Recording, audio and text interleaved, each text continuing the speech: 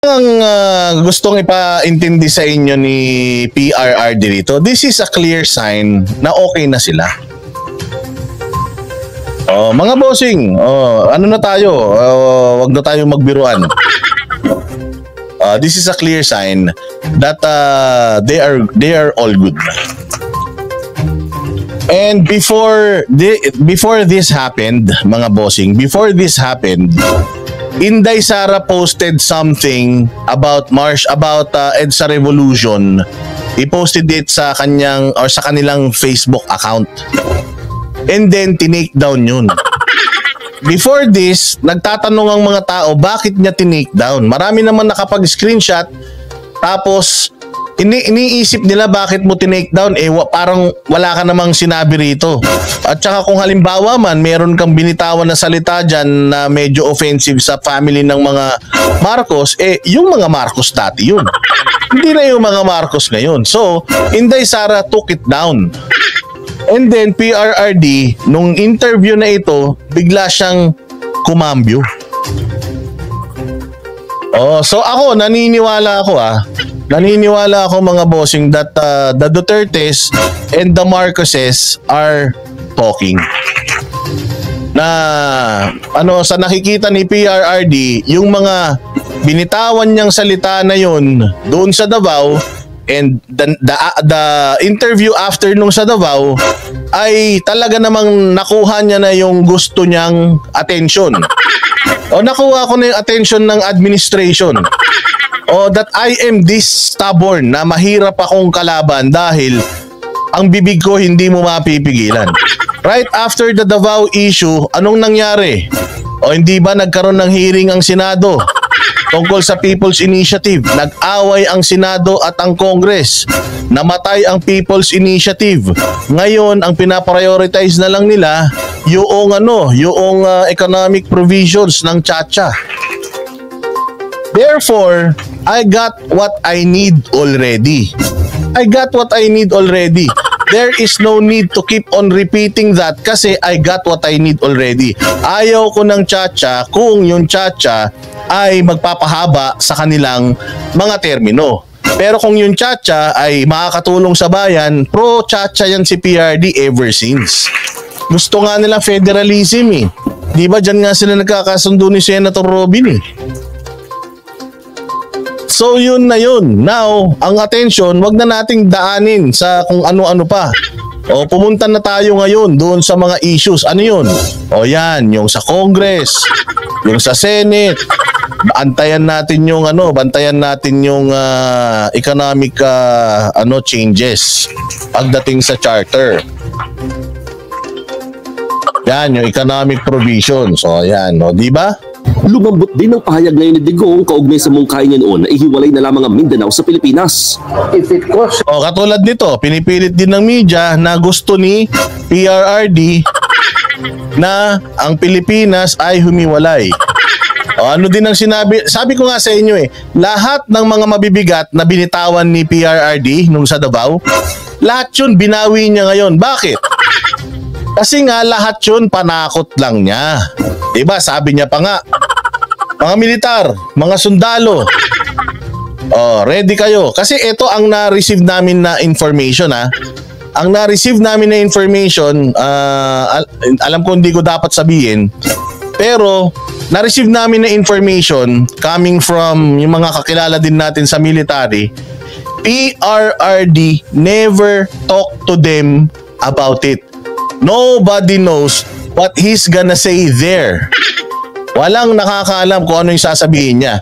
Ngayon, si PRD, kung gusto niya talaga ng revolusyon, sana nakipag-usap muna siya sa mga general. Sana si PRD, humanap muna ng mga mayors na susuportahan siya. Ng mga barangay chairman na susuportahan siya. Sana nag-gather muna siya ng lakas bago siya nagbigay ng hint na kalaban na siya ng gobyerno. Tama o mali? Pero noong nagsalita siya ng ganun sa Davao, lahat nawindang. Di nga rin alam ni Aimee. Nandoon nga si Aimee. Pero binitawan niya pa rin yun Because PRD is a tactician. PRD wants your attention or their attention. Hindi siya pinapansin eh. Anong sabi ni PRD? I hope that I can have a dialogue with PBBM regarding SMNI, regarding my show in SMNI. Sabi ng PCO, of course, our avenue, our communication is always open for the former president. Ginawa ba nila? Hindi sila nakipag-usap kay PRD. Ibig sabihin, hindi nila pinapansin si PRD. Kaya, ang PRD, ganun hindi nyo ako pinapansin. Ganito gagawin natin. Mag-iingay ako. Diba? So, nag-ingay siya. Sinundan ng taong bayan. Nagkaroon ng matinding clamor, ng matinding nawindang ang buong Pilipinas. So now, I got your attention. Now, I have your attention. Now, you're gonna listen. Please, kung ayaw mong matulad sa tatay mo, kung ano yung ibinigay sa yung termino, yun na lang, tapusin nyo. Huwag nyo nang galawin yung charter change or else, kami, itong Davao, itong Mindanao, ihiwalay na lang kami, secession. Bahala kayong maglokohan dyan, Luzon at Visayas. Kami mga tiga Mindanao, hindi kami magpapaloko.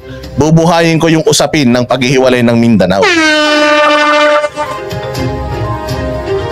So nawindang silang lahat, napag-usapan yan. Pwede bang mahiwalay ang Mindanao? Nagsalita mga gobernador ng Mindanao, hindi kami papayag. Tapos ngayon, tinanong siya tungkol doon. Ang sabi naman niya is, panakot ko lang naman yun. Yung Mindanao, atik-atik lang yan.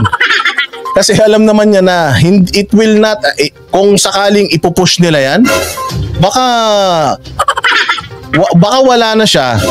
Pati si Inday Sara, hindi pa nangyayari yan dahil ang tagal din pinaglaban ng Mindanao na magkaroon sila ng autonomy, hindi nga nangyari. Yun mga bossing. Ngayon, pinaka masasabi nating explanation na malapit sa katotohanan. Yung mga kanina, joke time lang natin yung kayo talaga. Says a rupture in our entire system sa Republika, I will not go for it. I will not go for a forced carving out Mindanao out of the Philippines.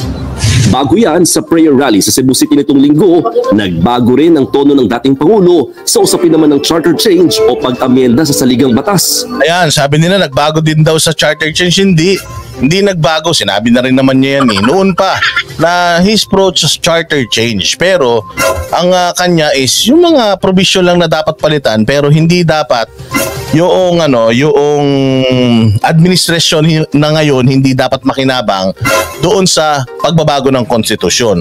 For example, ayan, yung term extension, yung magkakaroon ng prime minister. Kaya nga kung natatandaan ninyo, si PRRD, noong isinusulong niya yung federalismo, sabi nga niya actually pag nag-federalismo tayo ngayon at ngayon siya gaganapin, mapupunta nga kay Leni Robredo yung pinakamataas tapos ako mawawala tapos papalitan nyo na lang si Leni Robredo, ganun lang yun. Kasi ang sa kanya nga, ang sinasabi niya is, yung kung halimbawa magkaroon ng charter change nung time niya, sabi niya hindi yan pwedeng ma-implement ngayon. Kailangan sa susunod na administrasyon pa. Kasi nga, yung sistema ngayon ng politika sa Pilipinas talagang wala nang silbi. Pera-pera na talaga, palakasan na talaga. So gusto nilang baguhin talaga yung landscape ng politika at gustong i-pattern sa federal type na gobyerno. Kaya lang syempre pag nag-federal ka kasi mga bossing, maraming mga nasa posisyon ngayon katulad ng mga congressman at mga senador, marami sa kanila ang mawawalan ng trabaho. So syempre hindi nila yan isusulong, tama ba? Although gusto sana mangyari ni PRD pero hindi na yan natupad sa time niya. So wala nang magagawa. Basta ang gusto niya kung magkakaroon ng changes pagdating sa political tawag dito provisions ng charter change, hindi siya applicable ngayon at sa susunod, yung sa pangatlong administrasyon pa. Binalaan niya pa nung una si Pangulong Marcos na kapag ipinilit ang tsa-tsa ay baka matulad daw siya sa kanyang tatay na pinalaya sa Malacanang. Pero biglang bawi ulit si Duterte. Bukas na raw siya ngayon sa tsa-tsa basta para lamang sa economic provisions at hindi gagalawin ng pagpapahaba o pagpapaikli ng termino ng mga opisyal ng gobyerno. Ang mga pagbabago sa mga pahayag ni... Ayan, nung nasa Davao kasi, ang Congress nagsalita noon na lugi sila kasi ang term nila 3 years lang. Ang mga senador, ang term nila 6 years. So madalas lahat ng mga ginagawa daw ng Congress namamatay sa Senate. Kasi nga 3 years lang daw yung kanilang term, ang Senate 6. Dapat daw, sabi niya, equal branch of government eh. So ang Senate 6, ang President 6, tapos kami 3. Yun yung sinabi nung isang congressman eh. Di ba? Ang alam ko pati yata sila Villafuerte sinabi din yan eh, yung tatay ng gobernador sa sa Bicol. 'Di ba?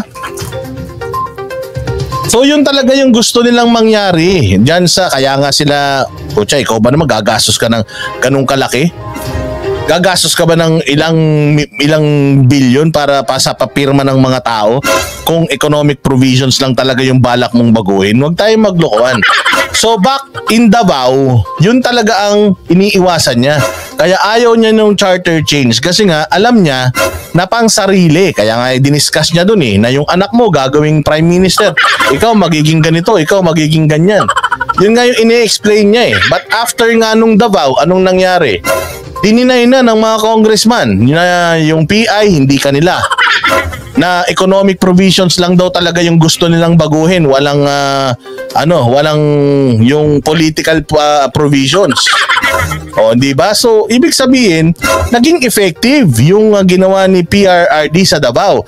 At since naging effective yun, it's time to let go doon sa mga expose niya doon. Bakit? Kasi nakuha niya na yung gusto niya. Ayaw naman ni PRD ng gera, ayaw niya ng people power, ayaw niya na agawin yung kapangyarihan kay Marcos. Ang sabi nga lang niya is, tapusin niyo yung term niyo. Okay na yan, demokrasya tayo, nanalo ka, 6 years, tapusin mo, wag niyo nang i-extend. Yun yung sinasabi niya. Duterte ay sa gitna ng mainit na usapin sa investigasyon ng International Criminal Court o ICC tungkol sa drug war ng kanyang administrasyon. Kaugnay niyan, heto ang payo ni Digong kay Pangulong Marcos Jr. I would like the President to seek the advice of his legal counsel. Kung ano yung sabihin niya sa mga abogado niya sa Malacanang, sundin niya.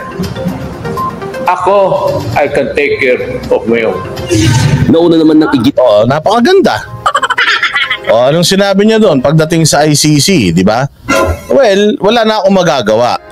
Kasi nakapasok na yan dito. Ginoke time na nila si PRD dyan Alam na ni PRD na alam ng gobyerno na nakapasok yan dito at nag-imbestiga yan dito. Kumbaga, ang sabi ko nga sa inyo yung nasa Malacanang praning. Itong mga kakatapos lang ng Malacanang praning. Lahat sila mga praning, mga bossing. So laro ng chess ito. Kanya-kanya sila ng advancement. So nakuha na ni PRD yung gusto niya. Anong sabi niya ngayon? Ito real talk na to para sa kanya. Real talk na to. Kung ano yung desisyon ng legal team niya, yun na, sundin niya. Kung sinabi na papasukin, papasukin. Kung sinabi na hindi, hindi. Ngayon, kung halimbawa, ano man ang desisyon nila, kung papasukin man yan, I can manage, kaya ko yung sarili ko. Ibig sabihin, itutuloy pa rin ni PRRD yung sinabi niya na hindi siya magpapahuli ng buhay sa mga yan. Hindi siya magpapahuli ng buhay. Kaya nga sinabi niya na, whatever it is, whether pumunta sila dito or not, I am ready.